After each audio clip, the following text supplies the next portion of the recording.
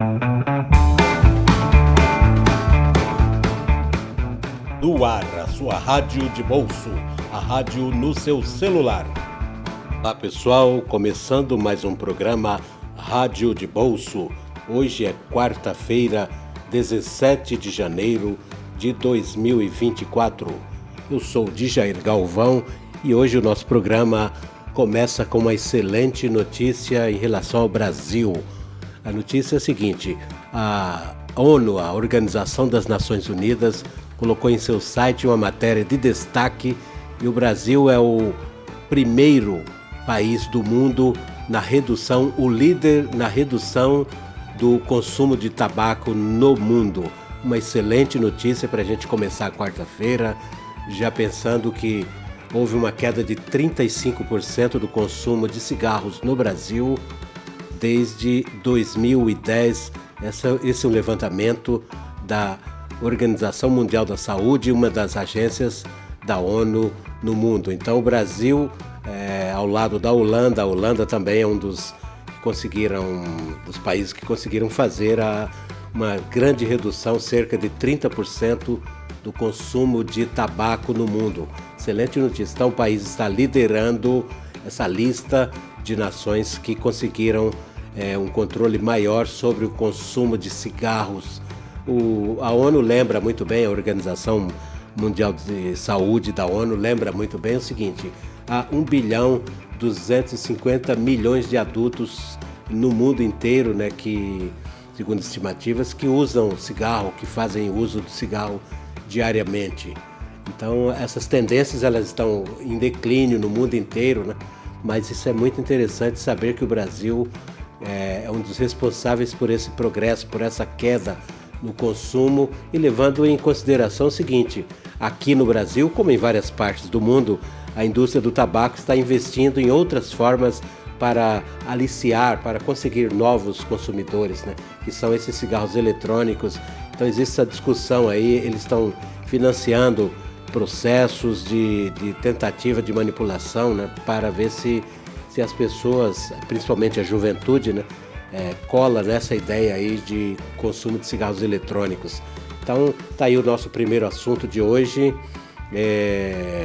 a ONU colocando o Brasil como um dos líderes mundiais na redução do uso de tabaco em todo o planeta, ou seja, nós somos aqui campeões mundiais nessa queda, e isso tem muito a ver com toda a legislação que foi implantada no Brasil, principalmente a partir da década de 1990, e vamos continuar firmes e fortes nessa luta aí, para reduzir o número de fumantes e de dependentes da nicotina no Brasil e no mundo. Primeiro assunto de hoje, então, este.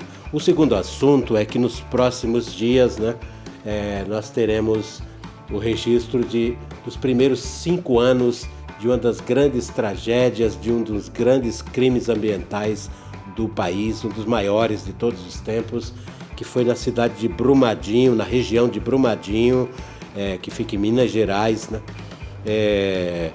a barragem da mina do Córrego do Feijão, pertencente à mineradora Vale do Rio Doce, rompeu e foram 272 mortes. Essa tragédia atingiu 26 cidades ao longo do leito do rio Paraopeba, em Minas Gerais.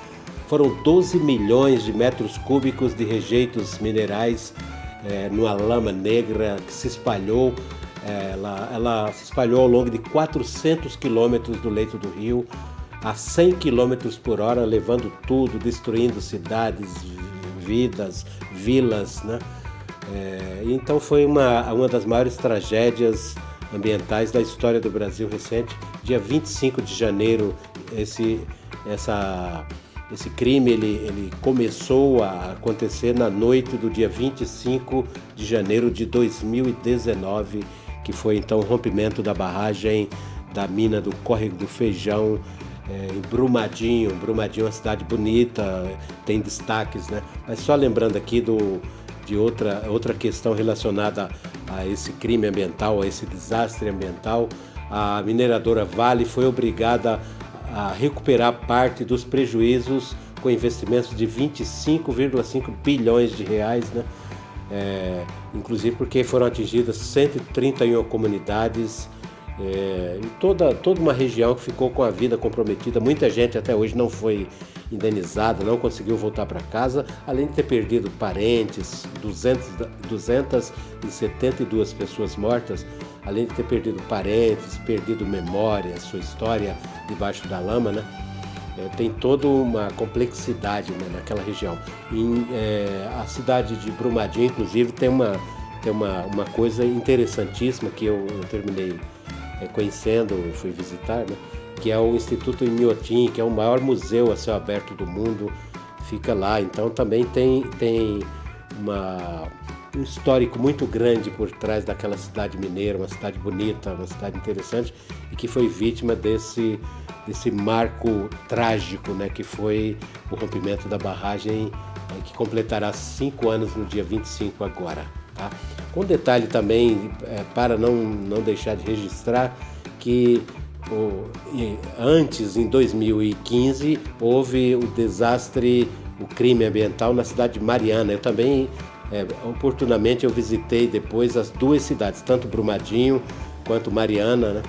E ali em 2015, então, foram 19 mortos no rompimento da barragem da Vale e da BHP em Mariana, e que comprometeu muito um grande número de pessoas, a vida da população ao longo do Rio Doce.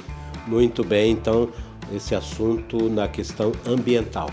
O terceiro assunto de hoje do nosso Rádio de Bolso é que eu indico um livro que eu comprei por curiosidade, né?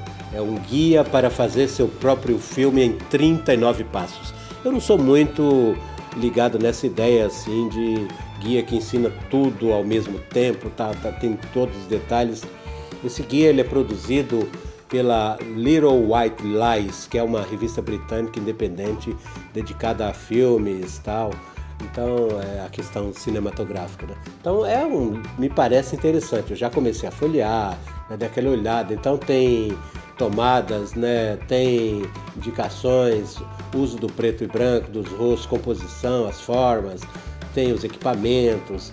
Eles nesse guia, eles estão prometendo aqui, é isso que eu vou ainda dar uma lida para ver, né? Ele diz o seguinte: agora você pode fazer um filme com seu celular. Já sonhou em dirigir um filme? Portanto, essa é a dica de livro.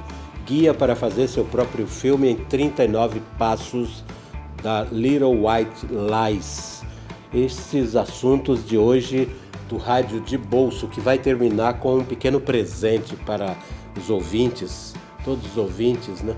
Nossos ouvintes, que é o seguinte: um dos maiores poetas brasileiros, sem dúvida, o Manuel de Barros, foi o Manuel de Barros, o poeta do Pantanal, e eu vou ler um poema dele que se chama, e não poderia ser de outra pessoa com esse título, né? O poema do Manuel de Barros se chama Poema. Ele diz o seguinte, em poema: a poesia está guardada nas palavras, é tudo que eu sei. Meu fado é o de não saber quase tudo. Sobre o nada eu tenho profundidades, não tenho conexões com a realidade. Poderoso para mim não é aquele que descobre ouro. Para mim, poderoso é aquele que descobre as insignificâncias do mundo e as nossas. Por essa pequena sentença me elogiaram de imbecil. Fiquei emocionado e chorei. Sou fraco para elogios. Este é o poema chamado Poema, do Manuel de Barros, um grande mestre do Pantanal, né, que já nos deixou. E este poema encerra o seu Rádio de Bolso desta quarta-feira. Um abraço e até o próximo programa.